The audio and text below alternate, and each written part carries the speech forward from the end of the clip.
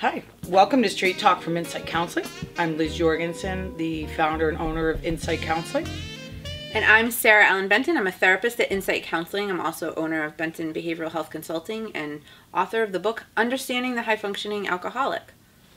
And today we're here to talk about a topic that's near and dear to my heart and also Sarah's heart, which is the recent reemergence of criticism promoting moderation management and attacking AA and 12-step programs that help people get sober for being fundamentalists and for being wrong.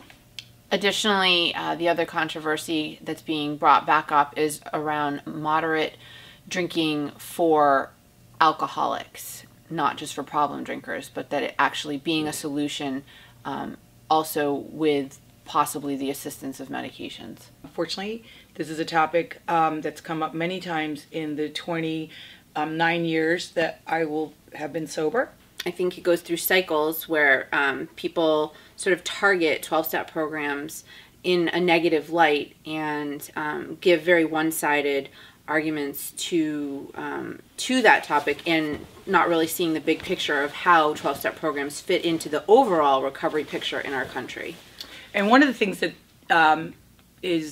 I think actually makes this controversy, Sarah, tell me what you think worse is, one of the traditions in the 12-step community, and it's a very dear tradition, is that members of 12-step communities do not reveal themselves at the level of radio, press, or film. Now, the way I've gotten around that, actually with a lot of help and encouragement from some of my young colleagues and actually former clients and patients, is to speak about being a member of a support recovery community.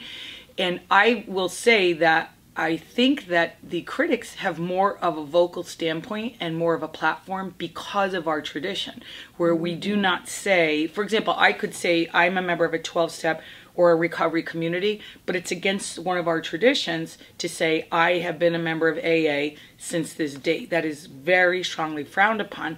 And I'm not saying that I disagree with the tradition. I'm just challenging it in the sense that it really lets the critics ride and say whatever they want without people who really truly believe in the 12 steps, who have benefited from it, lived with the steps, really changed their lives. We necessarily have to inhibit ourselves if we're going to stick to the tradition. The other piece of that is that the organization itself does not involve itself in controversy, and therefore, when asked in actually a recent article, the journalist tried to have AA respond to their questions, and they were refused that information, that interview. And that's nothing personal to that journalist, but that's the stance that AA and all 12-step programs take. They remove themselves out of controversy. So they actually don't have a voice in rebutting some of these claims, and many of which are not true. And so it's up to, treatment professionals oftentimes to kind of defend, in a sense, what the truth is beyond what people may be falsely accusing the program of. And one of the coolest things about that point, Sarah, is the reason that AA takes no position on outside controversies, neither endorses nor opposes outside causes, is to maintain the primary purpose of helping those who suffer with alcoholism recover from alcoholism. And they very wisely, the founders of the 12-step, AA was the first 12-step program. Of course, there's many that have evolved using the same principles. They realized that they were going to lose their primary purpose if they jumped into controversies, if they started to defend themselves. And I wish world religions followed that, quite frankly. I think religion might actually get a better name if they followed some of the traditions of the 12-step programs, whereas this is our purpose. We're here to do charity. We're here to do loving work. AA doesn't do that. But many religions jump into controversies, etc. AA, the 12-step programs, have made a philosophical and a deep commitment to focus on their primary purpose, to help those who suffer from alcoholism get better. They don't claim to treat depression. They don't claim to treat anxiety. They don't claim to be a social organization. They don't claim to be treatment of any kind. And it's very cool. You and I talk about this a lot. Many people criticize AA without ever reading the 12-step literature that basically agrees with many of the criticisms. Yes, and this is actually something that I've been researching and very, very interested in because oftentimes people feel that the message they're receiving when they're at meetings is that they shouldn't be taking medications for an anxiety disorder, or for having cravings to drink alcohol, or that they shouldn't be receiving, that AA should be the fix-all, and that if it's not, then they're not doing the program correctly. And so this is some of the misinformation that's actually misinterpretation of literature that Bill Wilson wrote, which I found one of the most useful pamphlets, which you can get it on AA.org in a PDF form, is the Medication and Other Drugs pamphlet, which Bill Wilson's saying, please seek out professional help for outside issues. See a psychiatrist, see a social worker, see a therapist. And it in fact gives instructions about appropriate ways to take medications and when to know to contact your prescriber if you're having thoughts of wanting to have more. So basically, people are in meetings possibly saying things to other members that are actually not based in the literature and foundation of the program. And this misinterpretation is what may oftentimes lead people to have false expectations about what 12-step programs can do for them. So we as, therapists, we have sort of a bigger picture view. And I think, Liz can also talk to this, that there's different pieces. So if you're going into a 12-step program, first of all, there's other options. There's AA, there's Smart Recovery, there's Women for Sobriety. There's even a program called Celebrate Recovery, which is sort of a more Christian-based recovery fellowship. And again, it's really the importance of social support in your recovery.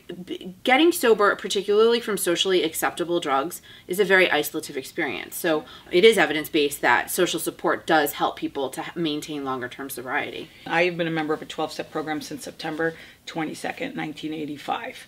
And I've heard this come up probably 7 or 8 times in a cycle of criticism. And this is how intellectual things actually happen. There's a point, there's a counterpoint, there's a synthesis. A point, counterpoint, synthesis. And the main thing that I feel is dangerous, though, about the current controversy is the level of media attention that an idea called moderation management is getting. Moderation management basically says, there may not be such a thing as chronic alcoholism where somebody actually can't drink. So try to moderate your drinking, try these different ways to do it, and if you can keep it to 3 or 4 drinks, or only beer, or only wine, etc., then you'll be just fine. What's interesting is AA itself says in the big book that if you don't think you belong in a 12-step or an abstinent-based recovery, go and try moderation of your drinking. See if you can control it. And I say to my patients, and Sarah says this too, I say to my patients, hey, make some rules for yourself for your drinking. If you can follow your own rules, you probably don't belong in a 12-step program or maybe even an intensive treatment or rehab. If you make rules and then you break your own rules, we got trouble, brother, because that's a definition of unmanageability and alcohol being too powerful to manage.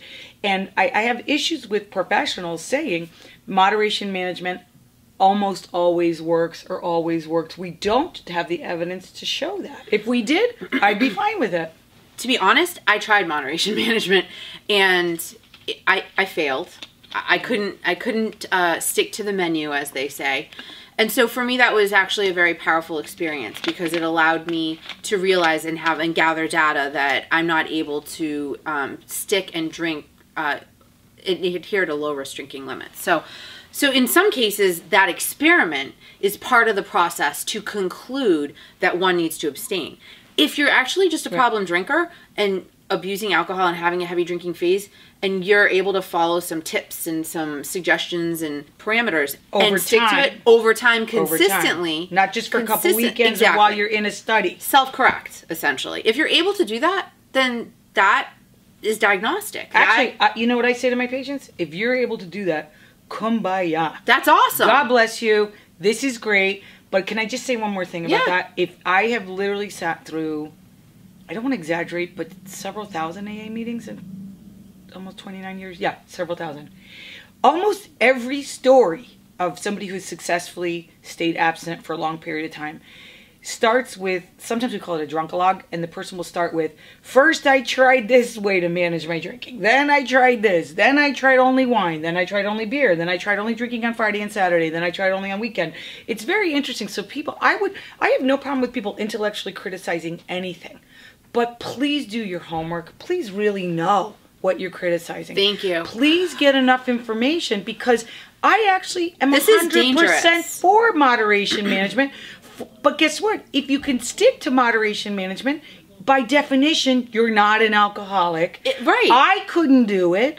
Many very well-educated, brilliant people that I know tried all kinds of plans, including lists and Excel spreadsheets and all kinds of stuff. And the problem was they couldn't stick to it. Now, we don't have a good scientific explanation yet of what differentiates the people that can stick to it or not. So unfortunately, we have to do something that's simply semantic by saying, if you can't stick to moderation management, then therefore you need an abstinence-based program. And, you know, some people don't like the word alcoholic. I'm fine calling myself an alcoholic. Some people say, oh, I have an alcohol dependence or whatever. I don't care. You call yourself a purple elephant if you want. And apparently now it's alcohol use disorder. As alcohol of the use DSM-5, disorder, whatever. Floats your boat. Another 5 years will be something else. But the point is, people can die from alcoholism. It's the #1 chronic health problem with smoking that kills people of my generation. I'm 51 years old.